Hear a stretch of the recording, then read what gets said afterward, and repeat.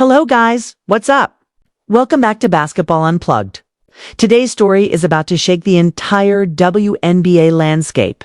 Because man, it looks like there's a real chance Caitlin Clark could return for the playoffs. Yeah, you heard that right. For this one, we've got to take a trip all the way to Indy. Let's get it. Let's go. Now listen, about 2 weeks ago, the Indiana Fever officially announced that Caitlin Clark would not return for the 2025 regular season. That was the word. That was the statement. Case closed. Everyone moved on. But here's the twist. The regular season is now over. And guess what? Indiana is sitting in the semifinals, knocking on the door of the WNBA championship. And suddenly, a little loophole in the WNBA rules has people whispering that maybe, just maybe, the Beast herself could be back on the court. Let me tell you something. If you're a Fever fan or a part of Caitlin Clark Nation, this is the news you've been waiting for. I won't even lie, we've been waiting on this like yesterday. Because if Caitlin Clark suits up, this pretty much guarantees the Fever a championship run. That's how much of a game changer she is. Think about it. Clark only played 13 games this season. Just 13. And even without her, this Indiana Fever team has battled through injuries, setbacks, and drama, and they're still standing tall in the semifinals. That alone is amazing. But then you add Caitlin Clark back into the mix. Man, that's like putting the ultimate cherry on top of a championship sundae. Now, I know what some of y'all are thinking. No way. No chance she's coming back. And on paper, yeah, it looks like a long shot. But here's where things get interesting. Clark was said to be dealing with a groin injury. If you know anything about sports medicine, you know those usually take 2 to 3 weeks to recover even a bad one. But it's been 10 weeks, guys. 10 whole weeks and no Caitlin Clark. So what's the deal? Is she really that hurt? Or is somebody, maybe the Fever front office, maybe even the WNBA itself, keeping her on ice? A lot of fans are starting to feel like this isn't just about the injury anymore. Some even speculate the league is stepping in, saying, hold up. Caitlin is the face of the WNBA. She's the anchor, the catalyst for everything we're building. We don't want her risking a bigger injury that could mess up the future. And on one hand, I get it. But on the other, man, this feels wrong. Because if you know Caitlin Clark, you know she's a competitor. She's built to win. She's built to chase greatness. And if she's even close to being healthy, wouldn't she want to fight alongside her team in the playoffs? That's where I have to question what's really happening here. Is this Caitlin's decision? Is it her management? Or is it somebody higher up pulling the strings? Listen, I'm not saying she has to come back in week 1 and drop 40. Nobody expects her to be 100% off the jump. But the optics of her sitting on the sidelines while her teammates are grinding, it's starting to look spooky.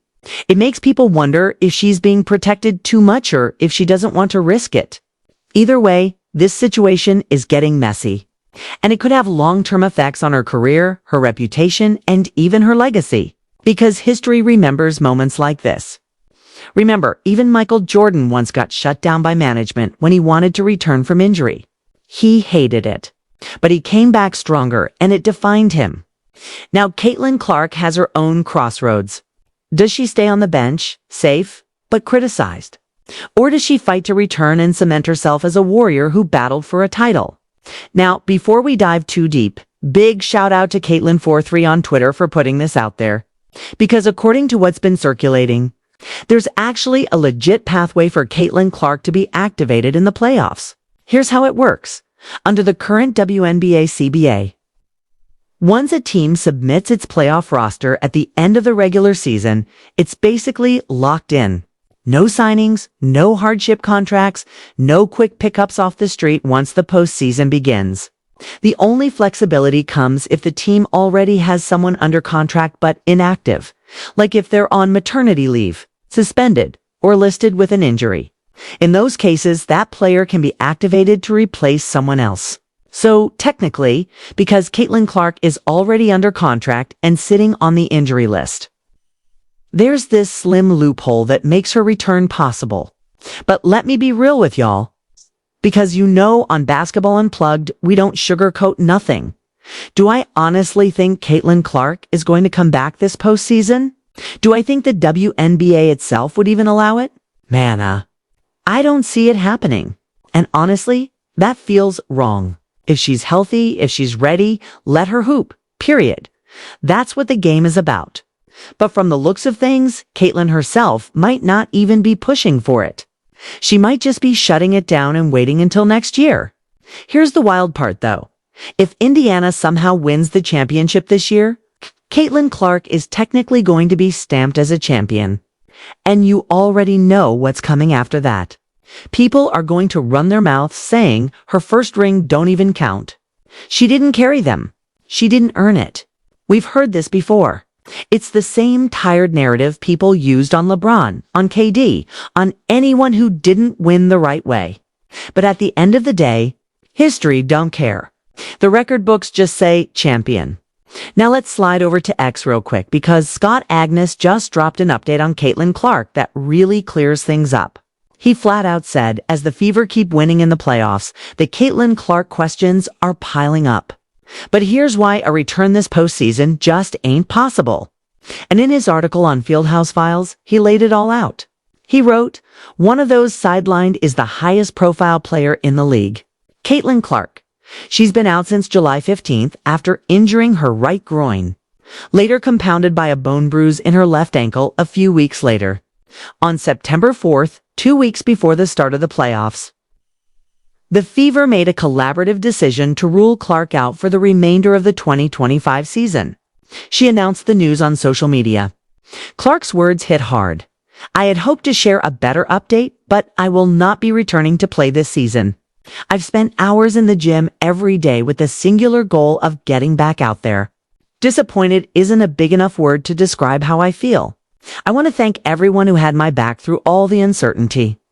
And then Fever GM Amber Cox doubled down, saying, we are looking forward to having her back at full strength to start the 2026 season. So, from the front office to the player herself, the message is clear. Clark's not coming back. But here's the kicker. She's still been showing up at practice, moving well, looking sharp in warm-ups, rocking those black Air Force One South that Fever fans are treating like a good luck charm. And even though she's not on the floor, she's still leading that bench energy, hyping up her squad and keeping that competitive fire alive. And that's the thing. Man, even her presence alone changes the vibe for this team. And that's the part that a lot of people overlook. Yeah, we all want to see Caitlin Clark back on the court. We want the deep threes, the flashy passes, the swagger. But what she's doing right now on the bench, in huddles, in practice, that's leadership in its purest form. Think about it. Most rookies, when they go down with a season-ending injury, they fade into the background. They rehab quietly, show up on the sideline, clap when they're supposed to, and that's about it. But Caitlin Clark? She's basically turned herself into an assistant coach. She's in every huddle, she's breaking down plays, she's lifting up her teammates when things go south. That's the type of stuff that doesn't show up in a box score, but it builds culture. And that's why Stephanie White, in her interview, put Caitlin in the same breath as Tamika Catchings and Alyssa Thomas. Because the greats aren't just players, they're tone setters. They raise the standard for everyone around them, whether they're dropping 40 points or rocking sweats on the sideline. Now, let's keep it real. This whole will she return saga is messy. The WNBA rulebook isn't crystal clear. The Fever front office is playing it tight-lipped, and fans are pulling receipts every day trying to find some hope. But the bottom line is this. Clark's comeback isn't about 2025. It's about the long game. It's about making sure when she steps back on that floor, she's not just ready, she's unstoppable. And trust me, when that day comes, the league better buckle up. Because this time off, it's not slowing her down.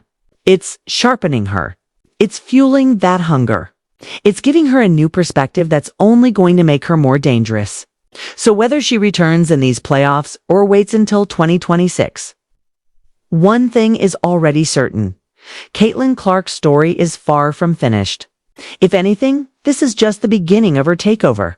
Fever fans, the ride has already been historic, but the best chapters are still to come. Now, let me throw it back to you. If there was even a 1% chance Caitlin Clark could return in this playoff run, should Indiana roll the dice? Or do you think shutting her down completely is the right move for her future? Drop your thoughts in the comments, smash that like button. And don't forget, you're rocking with Basketball Unplugged, where we keep it real, raw, and unfiltered every single time.